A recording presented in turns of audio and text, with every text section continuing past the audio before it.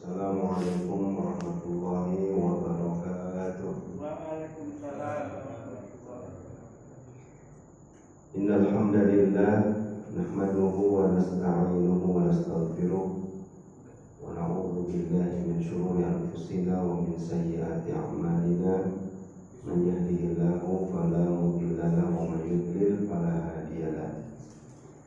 Asyhadu an la ilaha illallah wahdahu la syarika lah wa asyhadu anna Muhammadan abduhu wa rasuluhu la nabiyya ba'dah. Allahumma shalli wa sallim wa barik ala hadzal nabiyil karim wa ala alihi wa ashabihi wa man tabi'ahu bi ihsanin ila yaumiddin, amma ba'du. Allahumma anfa'na bima 'allamtana wa 'allimna ma yanfa'una wa zidna ilman.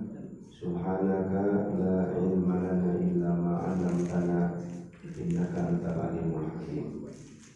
Ikhwatal iman, kaum muslimin wa muslimat jamaah Ta'limul Qur'an Masjid An-Naba yang insyaallah dimuliakan Allah Subhanahu wa taala. Alhamdulillah, puji syukur kita senantiasa panjatkan kehadirat Allah Subhanahu wa taala. Alhamdulillah, di kesempatan malam hari ini kembali kita dapat bersua, dapat bermajlis di majlis ilmu, majlis kajian rutin yang barangkali saya baru mengisi kembali ya setelah libur Ramadan. Nggak libur sebetulnya, berganti kajiannya, berganti kajian. Kalau ilminya insya Allah tidak libur ya. Hanya meneruskan rutin setiap Jumat ya. Nah ini baru memulai kembali. Biasanya saya mengampu kitab Bulughul Maram, namun pada kesempatan malam hari ini tadi tidak sempat membawa kitabnya. Mungkin di kesempatan malam hari ini kita akan atau belum melanjutkan kajian hadis Bulughul Maram. Insyaallah di kesempatan berikutnya akan kita lanjutkan. Untuk kesempatan malam hari ini kita akan membahas kajian lain. Ada Quran. Ada sebuah ayat di dalam Al-Quran di mana Ibnu Abbas radhiyallahu anhuma memberikan sebuah komentar yang menarik tentang ayat ini. Apa komentar Ibnu Abbas? Kata Ibnu Abbas, tidak ada satu ayat yang turun dari Al-Quran yang dirasakan berat oleh Nabi selain daripada ayat ini.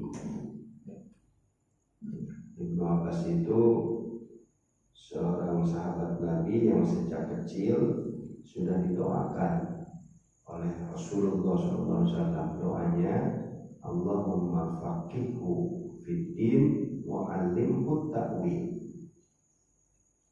Allahumma ya Allah, pahamkan anak ini di dalam agama. Allahumma faqihhu fiddin wa 'allimhu ta'wil, dan ajarkan kepadanya ta'wil, tafsir ya, penafsiran Al-Quran.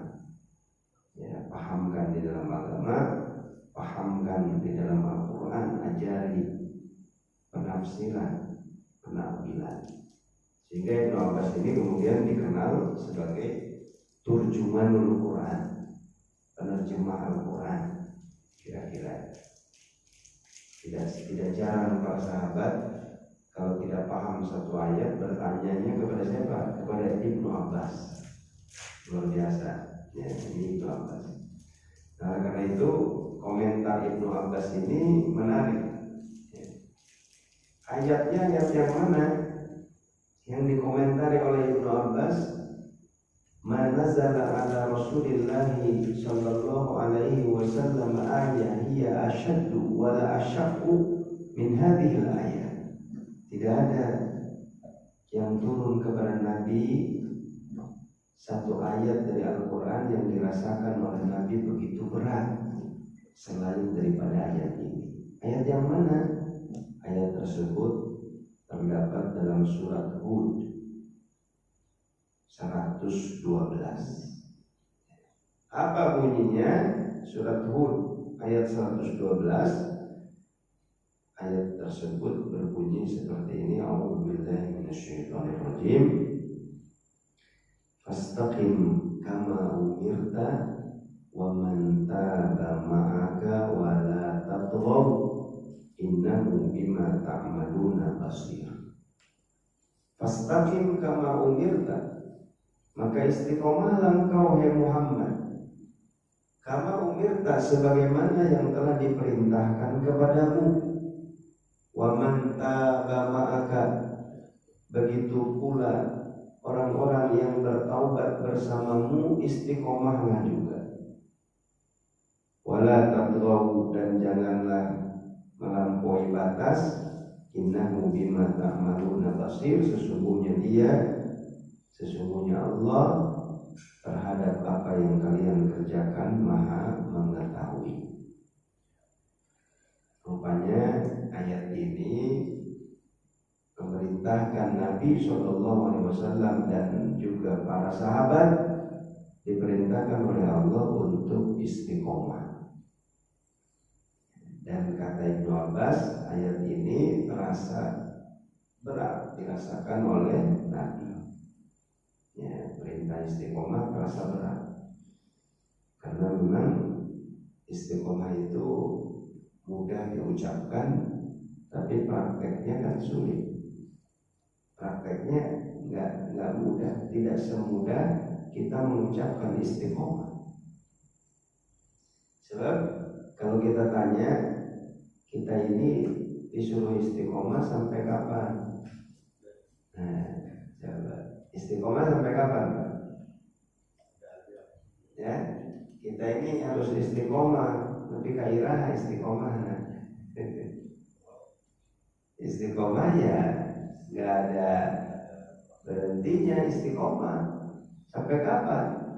Nah, sampai mati, sampai kita bertemu dengan Allah, sampai ajal menjemput. Istiqomah itu wa'bud rabbaka hatta ya'tiyakal yaqin, dan sembahlah Tuhanmu, beribadahlah kepada Tuhanmu hatta ya'tiyakal yaqin, sampai datang kepadamu apa yang disebut dengan al-yaqin. Apa itu al-yaqin? Al-maut, kematian. Sebab kematian adalah sesuatu yang niscaya. Setiap yang hidup pasti akan mengalami mati. Kullu nafsin dha'iqatul maut. Setiap yang berjiwa, setiap jiwa pasti akan merasakan al-maut. Nah, jadi jemaah sekalian yang dimuliakan Allah Subhanahu wa taala, memang istiqomah itu ya berat.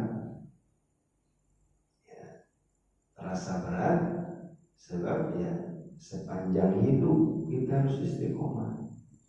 Gitu. Ya ayyuhalladzina amanu taqullaha haqqa tuqatih wa la tamutunna illa wa antum muslimun. Orang-orang yang beriman, bertakwalah kalian kepada Allah dengan sebenar-benar takwa. Kita disuruh oleh Allah Subhanahu wa taala untuk terus ya meningkatkan kualitas takwa kita. Takwa yang bukan ala kadarnya, bukan takwa yang sekedarnya, tapi takwa yang sesungguhnya, haqqa tuqatih, takwa yang sebenarnya. Wala tamutunna illa wa antum muslimun, dan janganlah kalian sekali-kali mati kecuali dalam keadaan muslim, dalam keadaan berserah diri kepada Allah. Artinya kita harus memperhatikan, ya, jangan sekali-kali mati kecuali dalam keadaan berikhtiar istiqomah, terus meningkatkan kualitas takwa kita. Kira-kira begitu kan. Kemudian juga terkait dengan istiqomah ini, jemaah sekalian yang dimuliakan Allah Subhanahu wa taala, di dalam sebuah hadis Arba'in ada seorang sahabat yang bertanya kepada Nabi, "Ya Rasulullah, qul li fil islami qawlan la as'alu anhu ahadan ghairaka."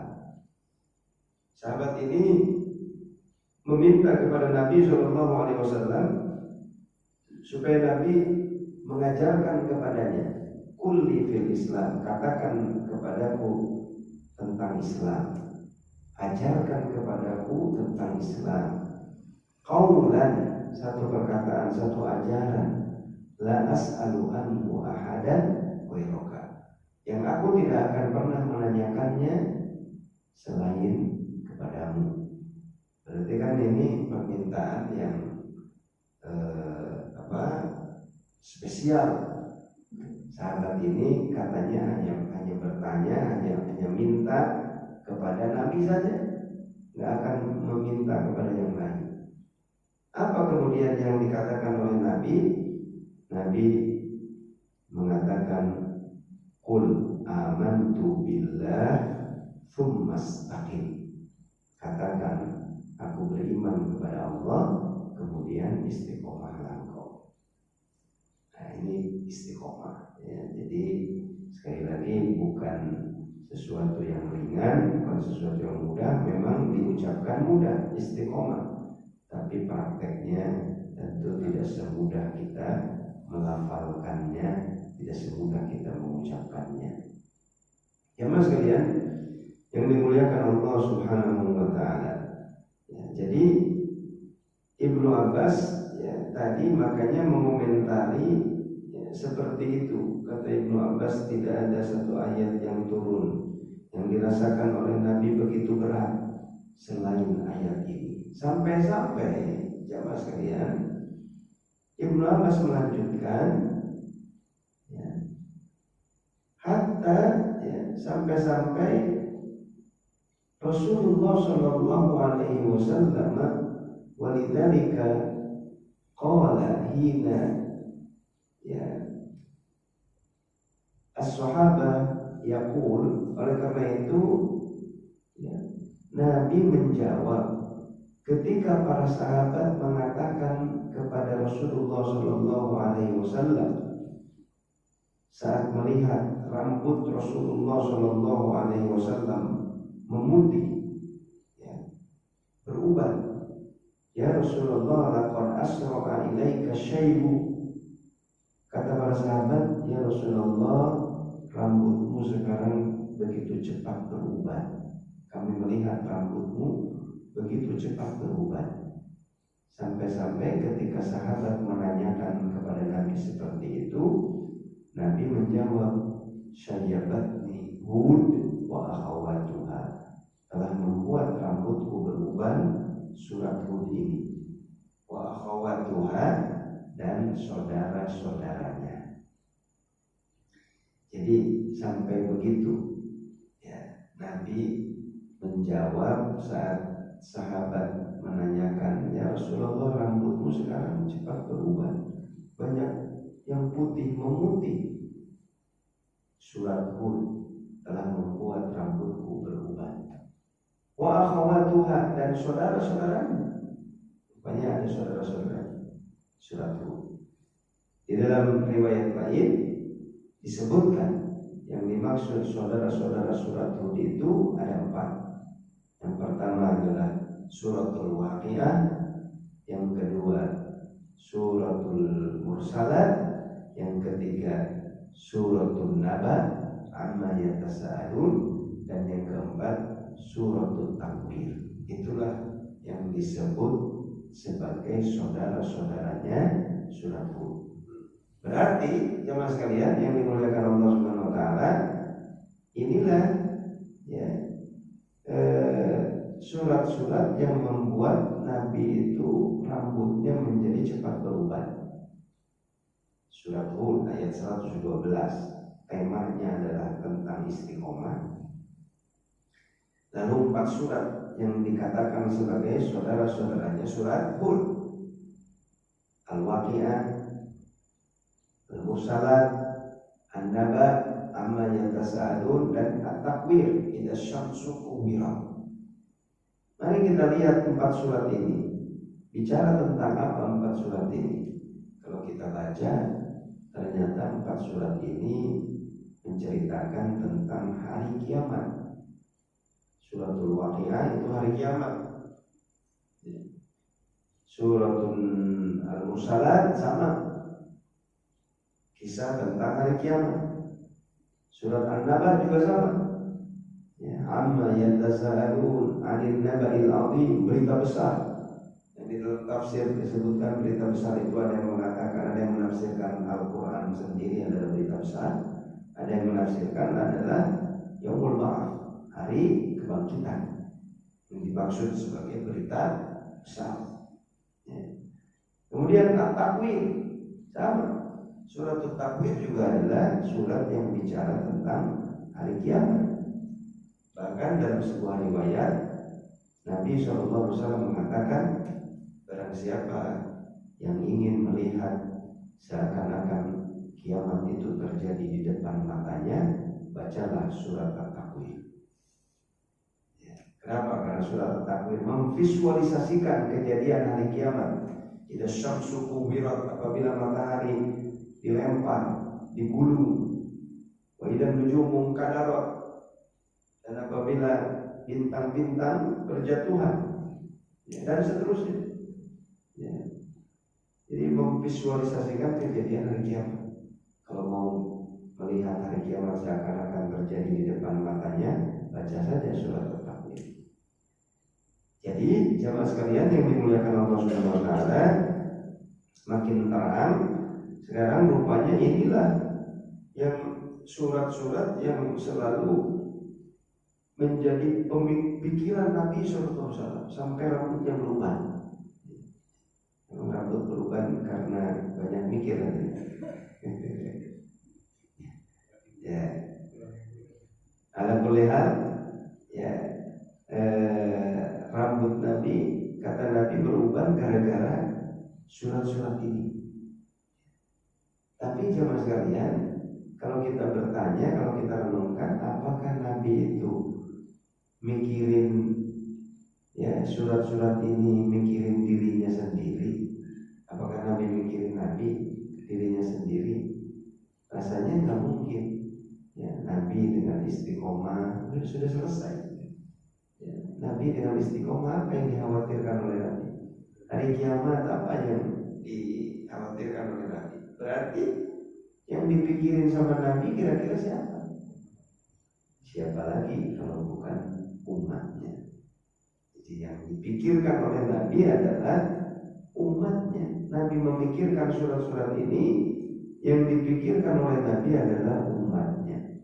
Tentang istiqomah, yang Nabi pikirkan adalah kira-kira nanti di akhir zaman masih ada nggak umatku yang istiqomah, berpegang, masih memegang teguh ajaran ini, masih berpegang dengan sunnahnya, masih ada nggak?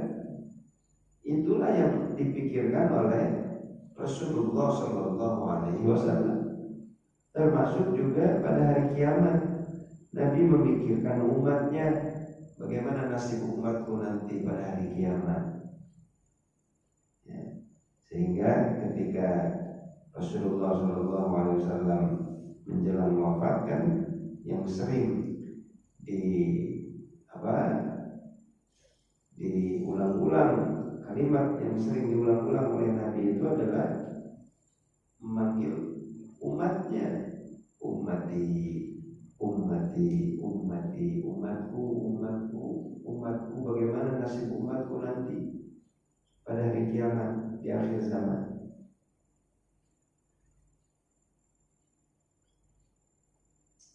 Nah, baik ya, jemaah sekalian yang dimuliakan Allah Subhanahu wa taala, inilah surat Hud ayat 112. Ya, surat yang menarik karena dikomentari oleh Ibnu Abbas sebagai ayat, ya, bukan surat, ayat sebagai ayat yang sangat berat dirasakan oleh Rasulullah Shallallahu Alaihi Wasallam.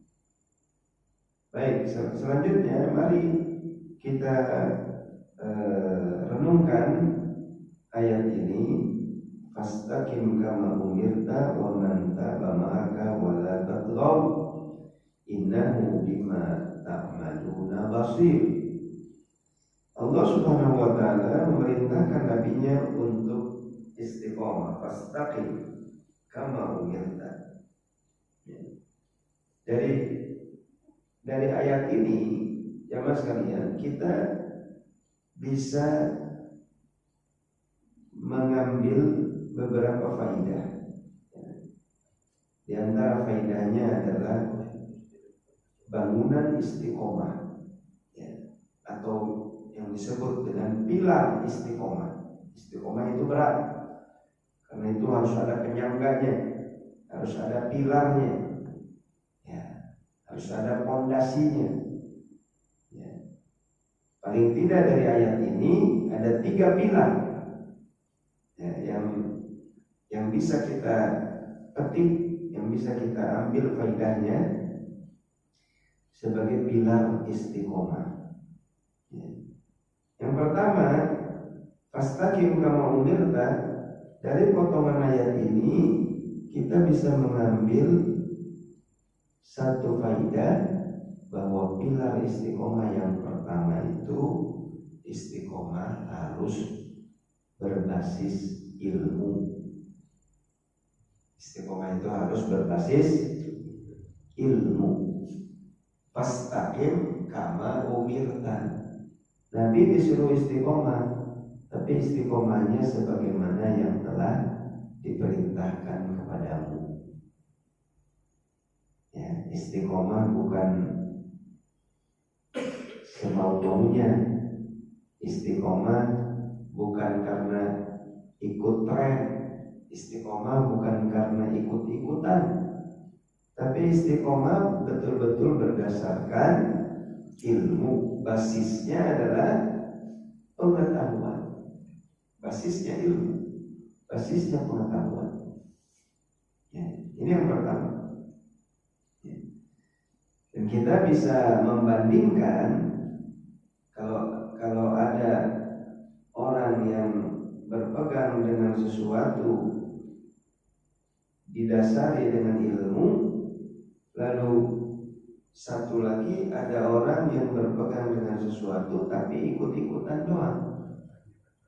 Kira-kira ketika menghadapi godaan, menghadapi tantangan, menghadapi rintangan, kira-kira mana yang akan teguh pendiriannya, yang berdasar ilmu atau yang cuma ikut-ikutan? Tentu yang berdasar ilmu dia akan berpegang teguh, karena dia paham, dia mengetahui. Karena itu jemaah sekalian yang dimuliakan Allah Subhanahu wa taala, jangan pernah berhenti meningkatkan ilmu. Sebab peningkatan ilmu ini akan berbanding lurus dengan peningkatan iman.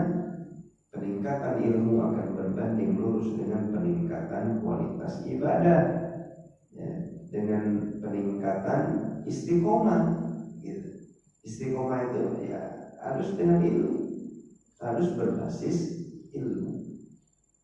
Iman kan harus didasari ilmu. Kemudian juga Allah Subhanahu wa taala berfirman, innama yakhsyallaha min ibadihil ulama. Hanya saja yang paling takut di antara hamba-hambanya kepada Allah itu siapa? Al-ulama. Para ulama yang memiliki ilmu. Ilmunya tentu ilmu yang bermanfaat. Sebab kalau ilmunya tidak bermanfaat, dia tidak akan menjadikan dirinya tunduk kepada Allah. Makanya Nabi kalau soal ilmu, Nabi itu mintanya bukan ilmu yang banyak. Nabi tidak meminta, ya Allah beri kami ilmu yang banyak, tidak. Mintanya ilmu yang bermanfaat. Coba lihat doa belajar. Allahumma anfa'ni bima 'allamtani wa 'allimni ma yanfa'uni wa zidni ilma. Allahumma anfa'ni, ya Allah beri aku manfaat. Allahumma anfa'ni bima 'allamtani, dengan apa yang kau ajarkan kepada aku, wa 'allimni, dan ajarkan kepadaku, ma yanfa'uni, apa yang bermanfaat untukku, wa zidni ilman, baru ya, zidni ilman, tambahkan kepadaku ilmu. Dan kemudian juga di dalam doa lain Nabi malah berlindung dari ilmu yang tidak bermanfaat. Ada doanya ya. Allahumma inni a'udzubika min ilmin la yanfa'. Tadi berlindung dari ilmu tapi tidak bermanfaat. Allahumma ya Allah, inni a'udzubika min ilmin la yanfa'. Sesungguhnya aku berlindung kepadamu dari ilmu yang tidak bermanfaat. Kenapa? Sebab ilmu yang tidak bermanfaat tidak akan ya mendekatkan dirinya kepada Allah. Ilmu yang tidak bermanfaat. Makanya lanjutan doa Nabi, wa min qalbin la yakhsha, dan dari hati yang tidak mau khusyuk, tidak mau tunduk. Ilmunya enggak bermanfaat, akhirnya hati tidak mau tunduk. Kalau hati sudah tidak mau tunduk, ya tidak mau khusyuk, maka nafsu menjadi liar. Karena itu doa Nabi dilanjutkan, wa min nafsin la tashba, dan dari jiwa, dari nafsu yang tidak pernah merasa kenyang. Nah, ini saling berpengaruh. Ilmu tidak bermanfaat, akhirnya hatinya tidak tunduk, hati tidak khusyuk. Hati tidak khusyuk, jiwa menjadi liar, ya, tidak lagi mengenal halal dan haram, semua dilabrak karena nafsu tadi tidak terkendali, nafsunya liar. Sebab hati tidak khusyuk, hati tidak tunduk. Kenapa hati tidak tunduk? Ilmunya tidak bermanfaat. Ya. Dan yang terakhir, wa min du'ain la yustajab, dari doa yang tidak diijabah. Kenapa doanya tidak diijabah? Sebab ini, ya, tadi nafsu yang liar, hantam promo, tidak memperhatikan halal haram, akhirnya yang masuk ke dalam tubuh tidak terseleksi, ya. Nah, makanan-makanan yang haram kan menyebabkan doa tidak dikabul, doa tidak diijabah, seperti itu. Baik, ya, inilah basis yang pertama, pilar yang pertama. Istiqomah itu berbasis ilmu, ya. Jangan kita berpegang dengan sesuatu tanpa ilmu. Salah, udah tahu salah tapi ya, istiqomah dengan sesuatu yang tidak diajarkan oleh Nabi, ya jangan. Ya, untuk apa kita istiqomah dengan sesuatu yang bid'ah, istiqomah dengan sesuatu yang tidak diajarkan? Karena itu harus berbasis ilmu. Lalu yang kedua, wa man taba ma'aka, dan orang-orang yang bertobat bersamamu, istiqomahlah juga. Para sahabat disuruh juga istiqomah. Dari potongan ayat yang berikutnya ini kita bisa mengambil pilar yang kedua. Basis atau pilar istiqomah itu berbasis jamaah. Ya, pilar istiqomah itu berbasis jamaah. Istiqomah akan terasa ringan kalau bersama-sama. Istiqomah terasa ringan, terasa mudah kalau berjamaah. Ya. Sendirian istiqomah berat Pak.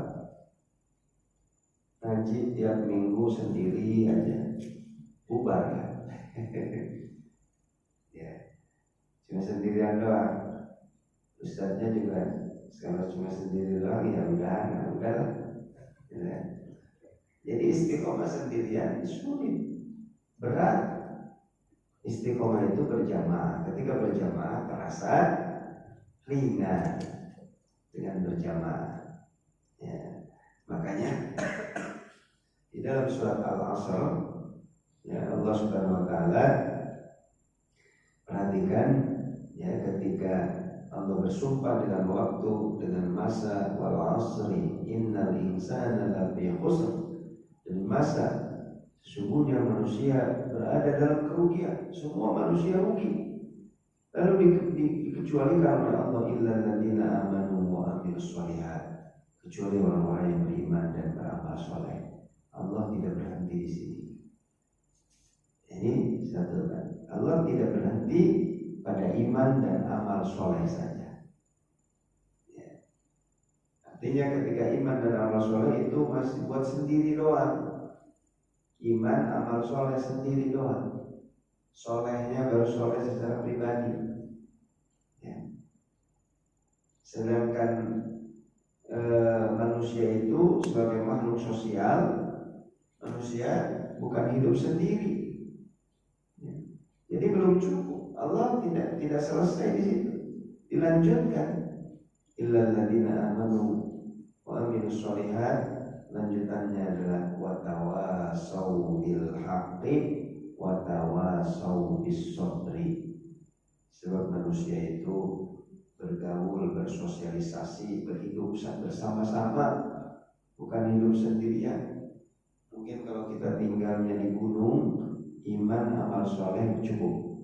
Kalau kita tinggal sendirian di gunung.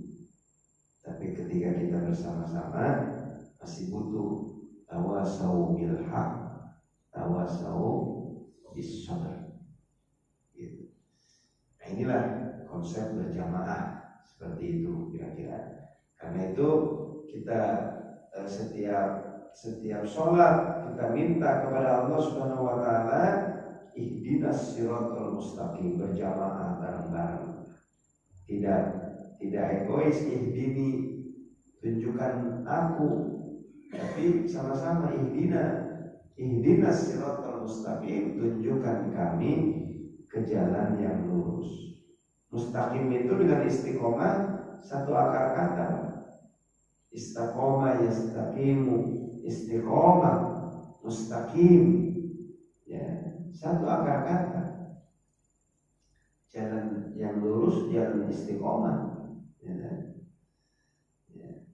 Nah jadi ini yang kedua, teman sekalian, pilar yang kedua adalah istiqomah berbasis jamaah.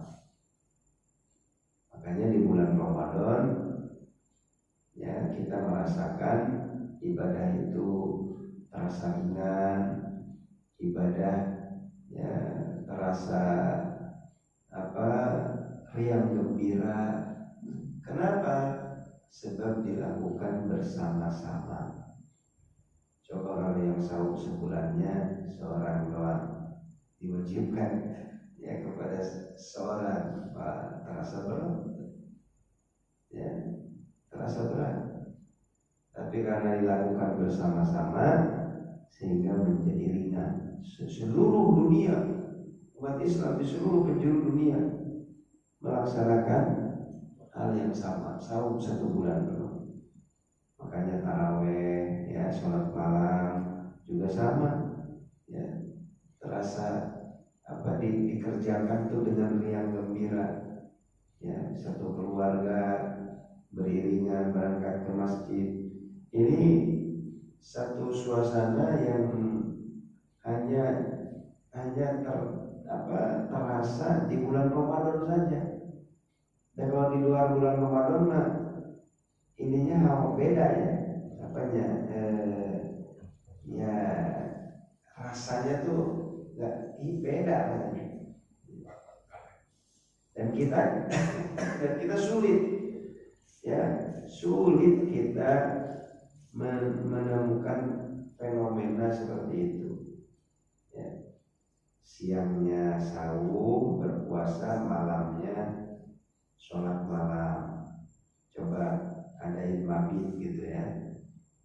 Di luar bulan Ramadan kan, mabit sama-sama sholat malam ya, berjamaah dia bersama-sama di masjid satu hari ya, itu kan terasa berat ya, karena dan ininya nikmatnya tuh beda dengan ketika bulan Ramadan. Itu kebersamaan tadi ya. Jadi pilar yang kedua, pilar istiqomah itu berjamaah ya. Nah sekarang kita banyak menemukan ya, dengan berkembangnya media sosial ya, ada sisi positifnya, berkumpul ya untuk saling menyemangati, tolong menolong ya, sama-sama untuk istiqomah dalam satu program. Misalkan pengen tamat baca Quran dalam sebulan, ikut di komunitas one day one juice misalkan ya. Memang kepaksa sih, pada akhirnya paksa ya, memang harus dipaksa. Tapi itu dengan kebersamaan ya, terasa ringan ya. Kemudian juga ada komunitas tahajud bareng, komunitas tahajud. Setelah jam 2 telepon ya, ada yang bangunin, ada yang telepon, ada yang miss call ya. Nah, itu bagian dari ikhtiar, artinya ya dengan berbasis komunitas, berbasis jamaah menjadi termotivasi dengan yang lain gitu. Baik ya, yang selanjutnya pilar yang ketiga, wala tatghaw. Pilar pertama berbasis ilmu, pilar kedua berbasis jamaah, pilar yang ketiga berbasis manhaj Nabi ya. Wala tatghaw, jangan berlebih-lebihan. Maksudnya jangan berlebih-lebihan ini sesuai dengan kadar yang sudah ditunjukkan oleh Nabi Shallallahu Alaihi Wasallam, di mana manhaj Nabi itu ya, beliau mengajarkan kita ini diajar oleh Nabi Shallallahu Alaihi Wasallam untuk bermanhaj wasatiyah ya, pertengahan, tidak berlebih-lebihan ya. Dalam hal agama yang disebut berlebih-lebihan itu istilahnya disebut dengan gulu, al-gulu fiddin, berlebih-lebihan, atau istilah lain ifrat dengan tafrid. Ini dua hal yang mesti dihindari, ifrat dan tafrid, berlebih-lebihan atau ya menggampang-gampangkan ya, menyepelekan ya. Di satu sisi ekstrim ini menyepelekan, ada lagi terlalu ekstrim ke kanan sini, terlalu berlebih-lebihan. Dua-duanya dilarang ya. Wa kadzalika ja'alnakum ummatan wasata, dan demikianlah kami menjadikan kalian umat yang wasat, pertengahan. Sehingga Nabi SAW dalam banyak kesempatan beliau selalu berusaha untuk menutup pintu-pintu celah-celah yang akan menjadikan atau membuka peluang kepada berbuat gulu berlebih-lebihan. Dalam satu kesempatan Rasulullah SAW ketika masuk ke masjid, beliau menemukan di masjid banyak tali bergelantungan. Kata Nabi ada ini banyak tali. Lalu kata sahabat menjawab, ya Rasulullah, tadi malam si fulan sholat malam karena dia ngantuk pakai tali supaya ya ketika ngantuk dia bisa pegangan ke tali nggak jatuh. Masya Allah, sampai seperti itu Pak sahabat ya, sholat malam ngantuk tetap sholat pakai tali.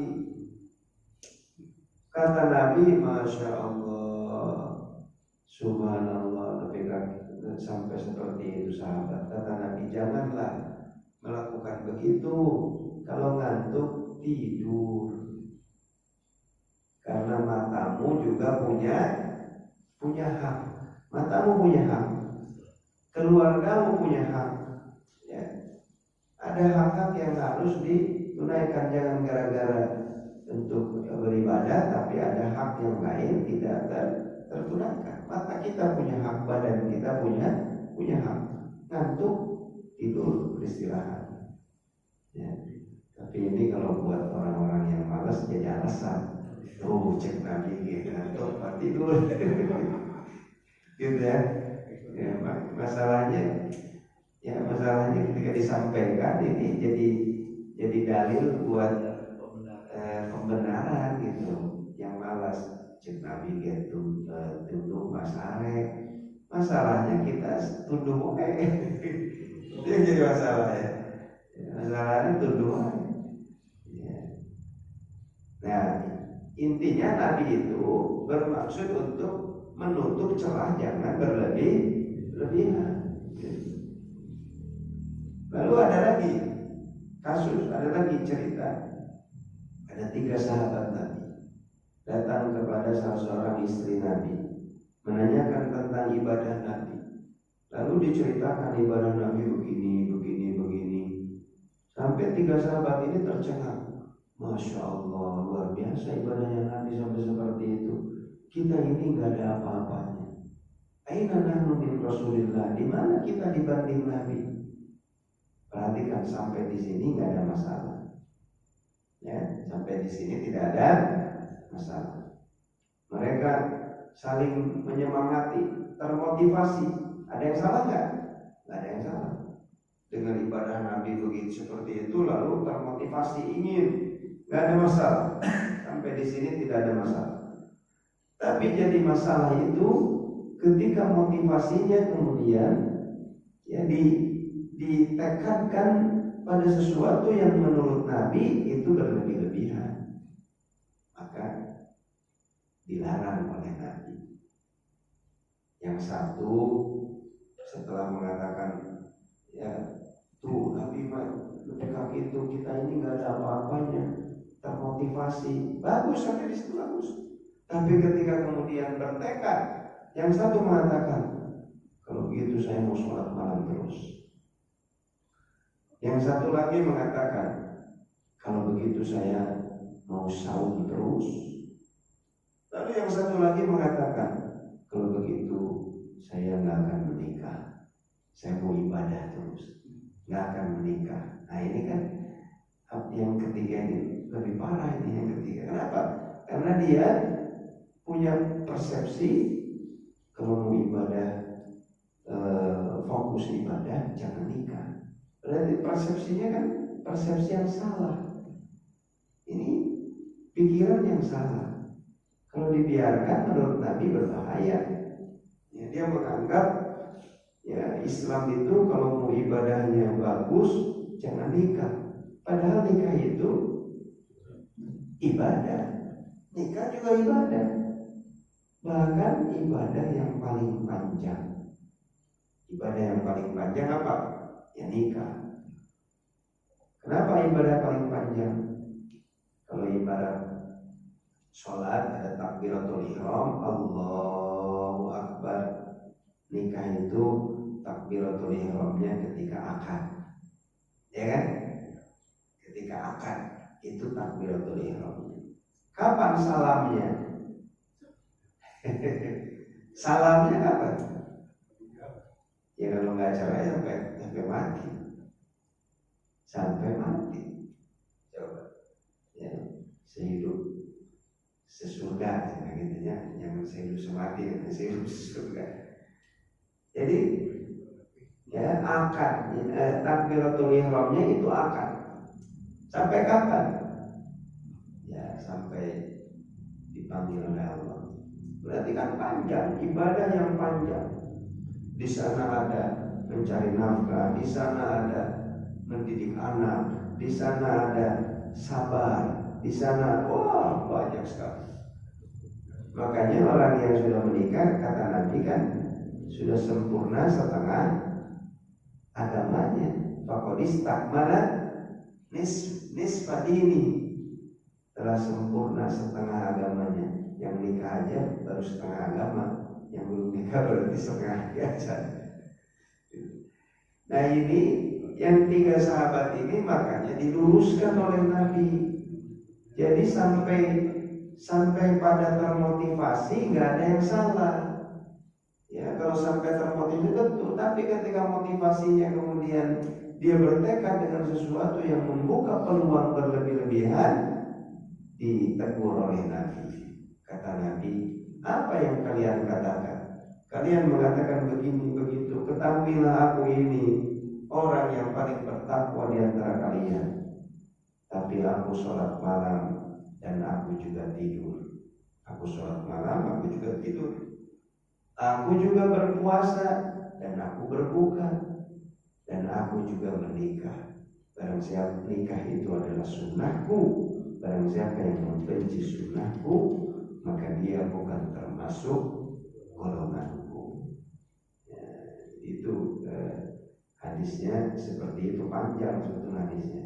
Kadang-kadang cuma diambil nikah itu sunnahku, barang siapa yang membenci sunnahku bukan termasuk golonganku. Padahal hadisnya panjang ya, dari cerita tadi.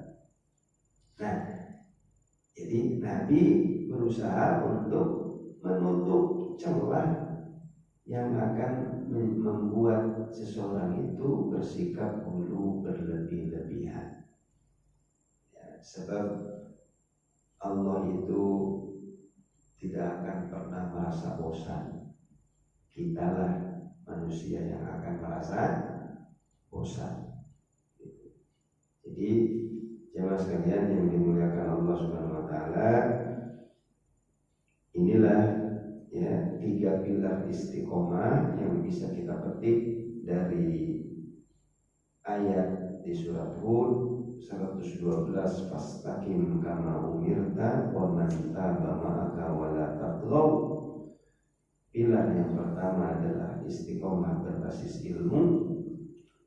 Pilar yang kedua istiqomah berbasis jamaah, dan pilar yang ketiga istiqomah berbasis manhaj Nabi. Ya, manhaj Nabi bagaimana? Tidak berlebih-lebihan. Ya, itulah manhaj Nabi. Ya. Barangkali ini yang dapat saya sampaikan dalam kesempatan kajian rutin di malam hari ini. Mudah-mudahan Allah senantiasa mengaruniakan kepada kita kekuatan istiqomah.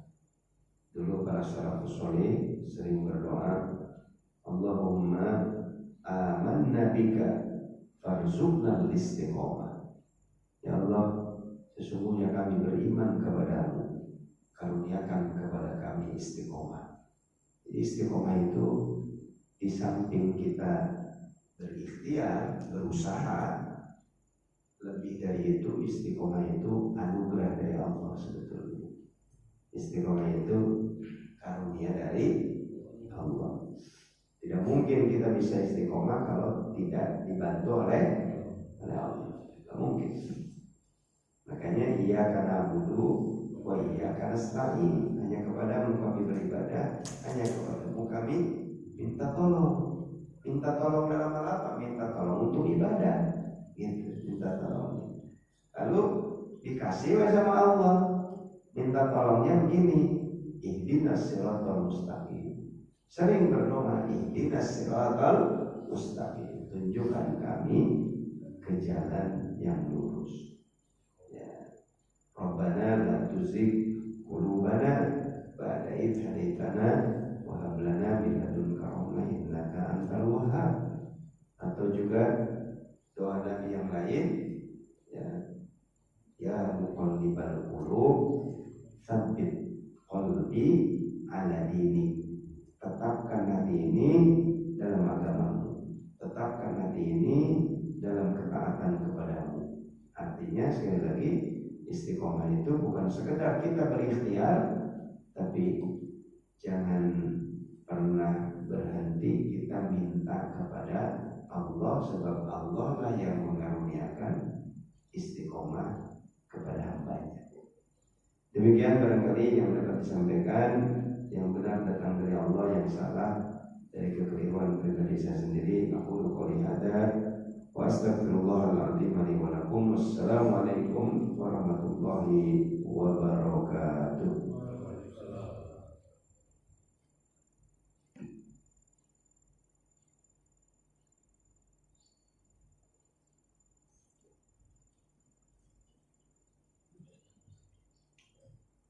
Alhamdulillah. Ya, halo, silakan.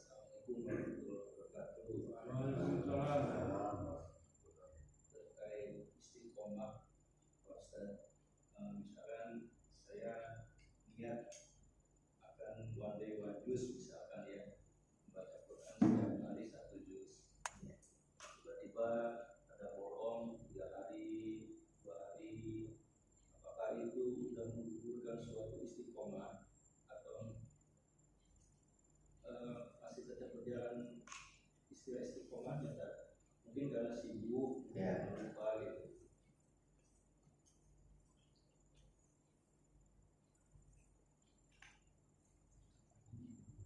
Baik.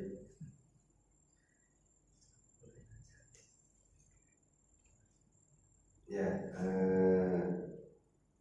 tentu itu bagian dari rintangan dan tantangan di dalam kita menjalani proses istiqomah. Gitu. Kita makanya tadi senantiasa kita berdoa kepada Allah Subhanahu wa taala, ya, minta agar diberikan anugerah itu, gitu kan. Ya.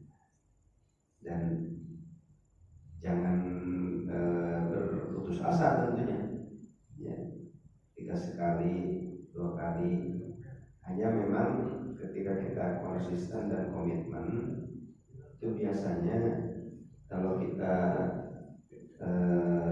tidak cepat-cepat membayar tumpukan, ya katakanlah hutang gitu ya, hutang-hutang kalau mau memang dalam 1 bulan, ya, biasanya banyak orang yang berguguran itu karena kebanyakan nih harus ini, akhirnya berguguran gitu. Nah, jadi insya Allah di dalam mempertahankan kita, walaupun terseok-seok tapi kita terus mempertahankan, itu juga saya kira mujahadah, ya, mujahadah di dalam kita mempertahankan istiqomah ini. Jadi memang istiqomah perlu jihad, perlu mujahadah. Ya, tanpa mujahadah ya sulit. Di dalam sebuah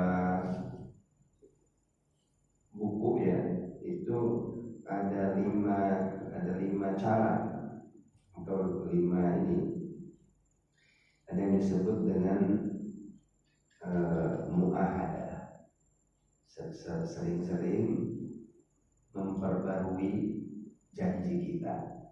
Muahadah disebut dengan muahadah. Kemudian ada yang disebut dengan mujahadah. Tadi mujahadah itu terus fight gitu kan, walaupun terseok-seok tadi. Kemudian ada yang disebut dengan muhasabah, selalu mengevaluasi. Ya. Lalu ada yang disebut dengan mu'aqobah. Ya, mu'aqobah itu apa? Mu'aqobah itu memberikan sanksi. Misalkan ya dulu para sahabat sering melakukan kalau terlambat sholat 5 waktu, ya seseorang yang ingin istiqomah di dalam menjaga sholat 5 waktu, ya untuk supaya dia bisa istiqomah, dia melakukan cara dengan mu'aqobah, memberikan sanksi kepada dirinya. Telat sholat 5 waktu, infak 5.000 misalkan, itu bagian dari mu'aqobah. Ya. Kalau sahabat Umar bin Khattab radhiyallahu anhu nggak tanggung-tanggung mu'aqobahnya itu, bukan infak 5.000 lagi. Pernah suatu kali dia ngurusin kebun kurmanya sampai telat sholat berjamaah, akhirnya kebun kurmanya diinfakkan. Ya, sampai seperti itu. Ya, sudah diinfakin aja. Ya, nah itu kan artinya tingkatan itu yang membedakan tingkatan iman, gitu kan? Ya, tingkatan keimanan. Ya, tingkatan iman Abu Bakar ketika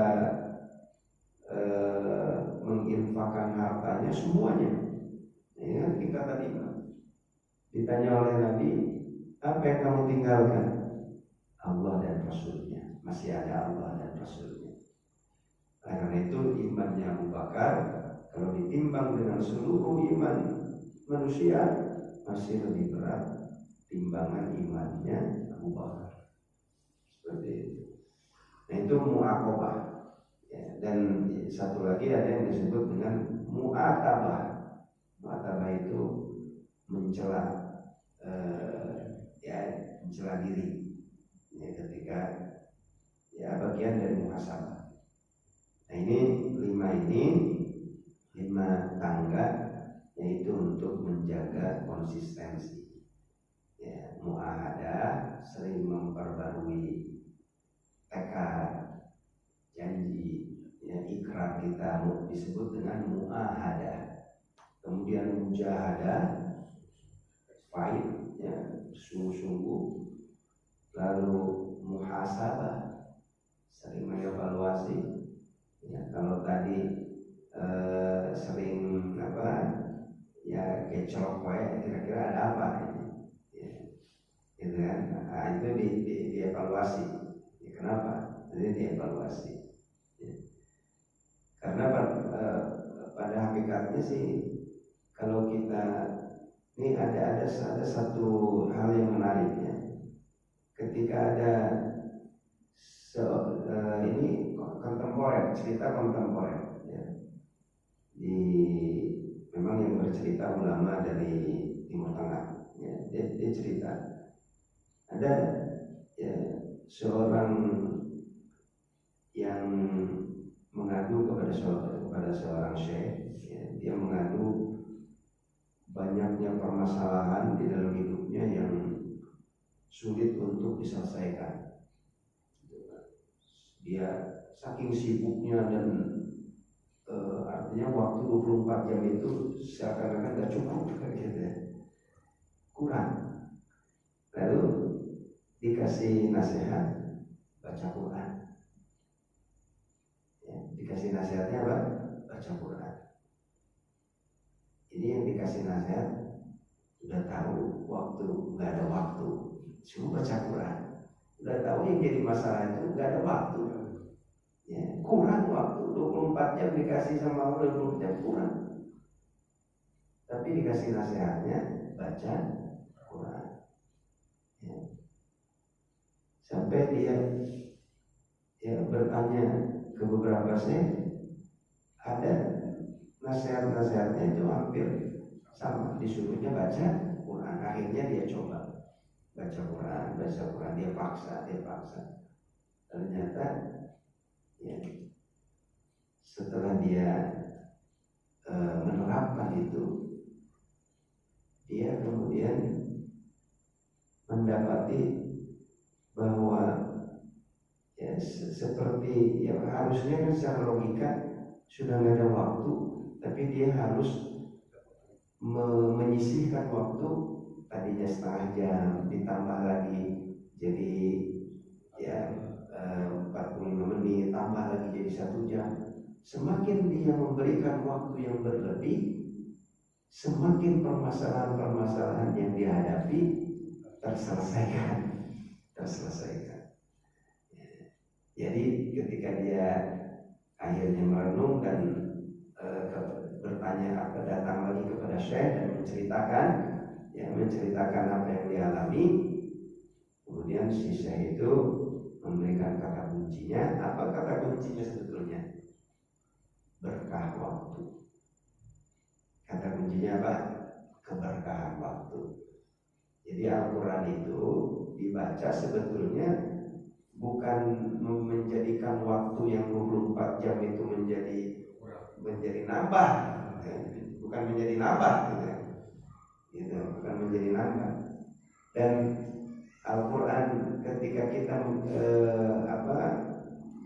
mengambil waktu yang 24 jam yang sebetulnya kita sudah sibuk, kemudian kita ambil ya menjadikan waktu itu berkurang, tapi disinilah berkah.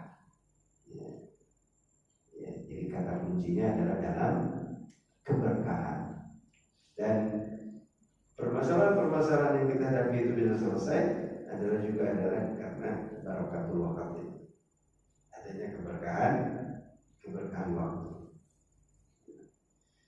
Bedanya para ulama dulu dengan yang sekarang kan dari sisi durasi waktu sama 24 jam. Tapi ulama dulu bisa menghasilkan karya yang luar biasa. Ya. Padahal dengan keterbatasan, ya kan? Dengan keterbatasan. Menulisnya harus dengan pena yang tidak seperti sekarang. Ya, pena yang tidak seperti sekarang harus dicelupkan dulu ke tinta, tulis. Dengan keterbatasan yang luar biasa tapi menghasilkan karya yang juga luar biasa. Imam At-Tabari itu punya karya yang buku-bukunya, kitab-kitabnya banyak sekali yang menurut para ulama kalau jumlah halamannya itu dibagi dengan usianya, jatuhnya 1 hari itu dia menulis 20 lembar, 20 halaman setiap hari menulis.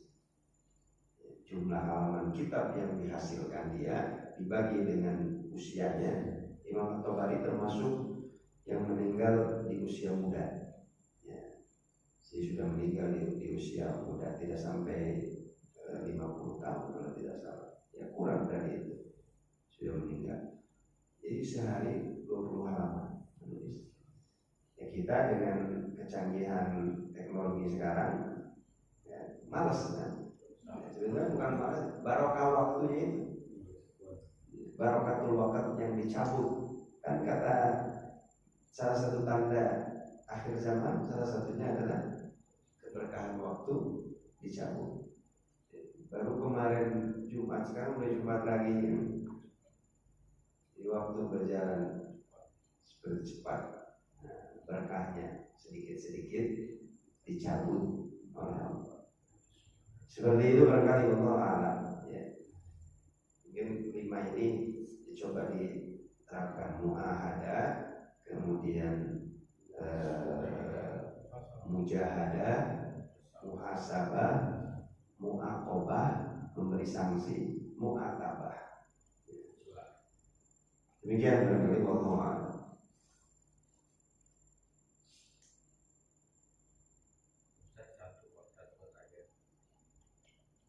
Dulu ya Ustaz ya, berlebihan dalam agama ya.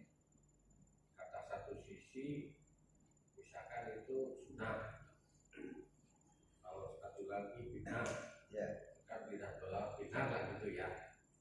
Nah ini gimana bersikapnya seperti Ustaz?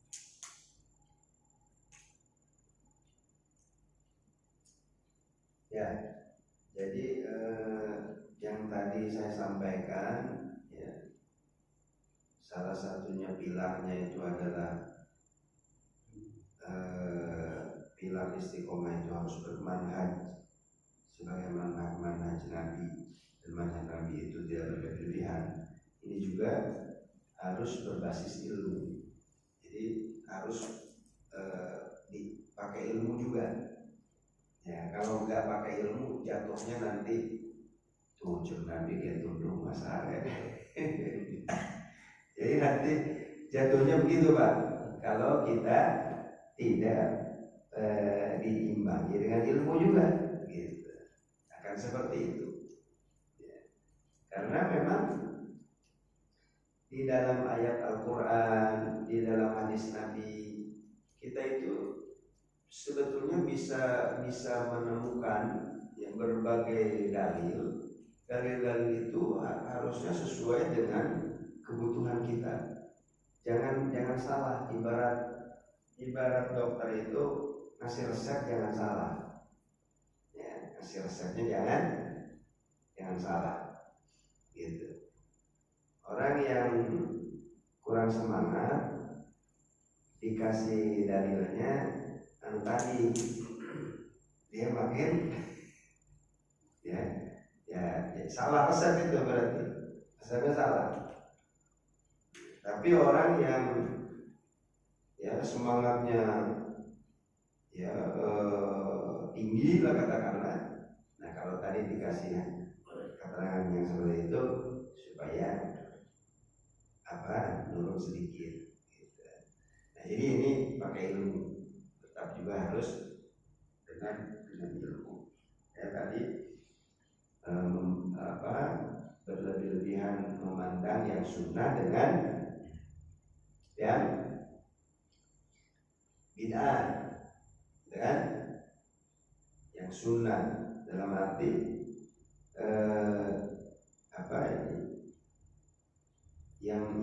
yang sunnah ya kita tentu mengerjakan ya, yang sunnah ya. Yang bid'ah ya tentu kita tinggalkan. Yang sunnah dikerjakan, sedangkan yang bid'ah kita tinggalkan. Nah maksudnya yang jadi masalahnya di mananya? Sikap kita itu kan apa? Ini yang satu bilang wajib kita, satu ini kan berlebihan gitu maksudnya kita harus gimana gitu menghadapi. Melihat sesuatu. Iya. Maksudnya dari pandangan orang. Iya. Kitanya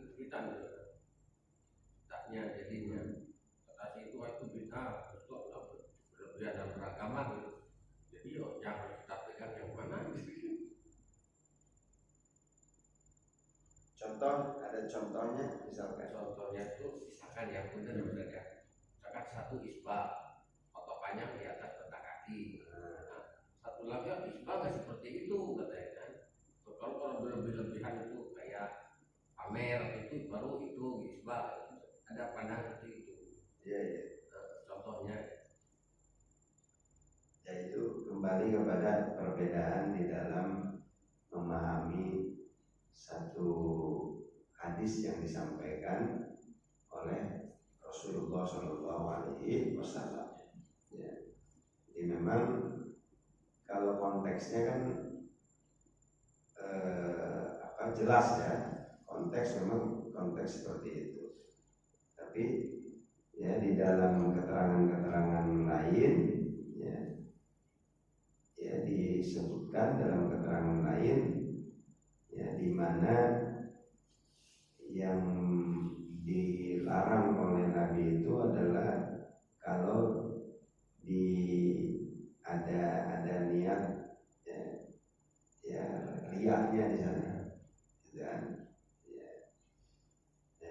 ini tentu kembali kepada perbedaan di dalam interpretasi terhadap sebuah hadis, ya, interpretasi. Ya. Jadi kalau maksudnya kalau di dalam hal yang seperti ini mungkin kita tidak mengkategorikan itu sebagai bagian dari al-ulu ya, sebagai bagian ya, dari kenapa? Karena itu kan perbedaan ini ya, perbedaan interpretasi ya, di dalam memaknai ya, makna hadis tersebut. Gitu. Jadi kalau yang masuk dalam bagian al-ghulu ya, yang kata-kata yang memang tidak diajarkan oleh Rasulullah Shallallahu Alaihi Wasallam. Ghulu itu ada ghulu di dalam akidah, ya, ghulu di dalam akidah, ya, yang dilakukan oleh orang-orang Nasoro. Mereka bersikap ghulu di dalam akidah sampai-sampai menjadikan Nabi Isa itu sebagai Tuhan. Itu misalkan al-ghulu fil aqidah. Seperti itu. Ya. Jadi kalau yang disampaikan tadi mungkin tidak masuk dalam dikategorikan ya sebagai al-ghulu. Taruhlah ya, yang berpendapat seperti ini menganggapnya itu berlebihan, bisa saja ya, sebagai hal yang berlebihan. Tapi maksud saya itu kalau kita merujuk kepada perdebatan para ulama, memang ya itu menjadi bagian dari perdebatan interpretasi terhadap sebuah hadis. Jadi selama dalam dalam koridor perdebatan itu ya tidak masuk pada kategori al-ghulu fikih. Nah itu masuk dalam bagian ya ikhtilaf seperti itu. Ya.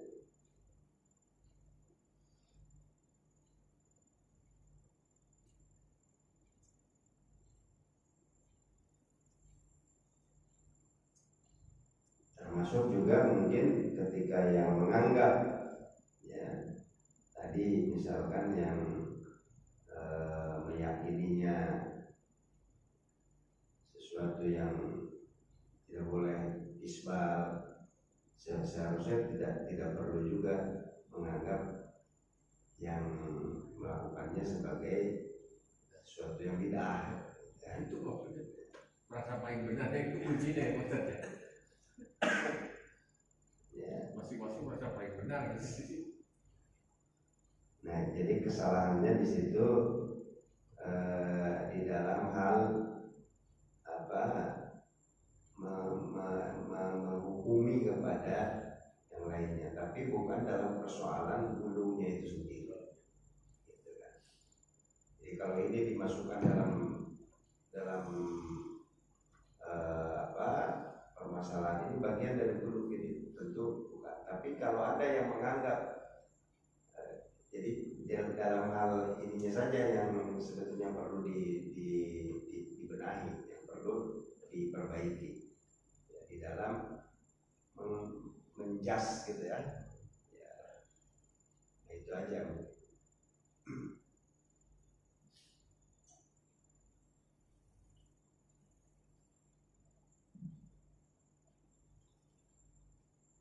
Dan cukup barangkali ya, sudah mau jam 9.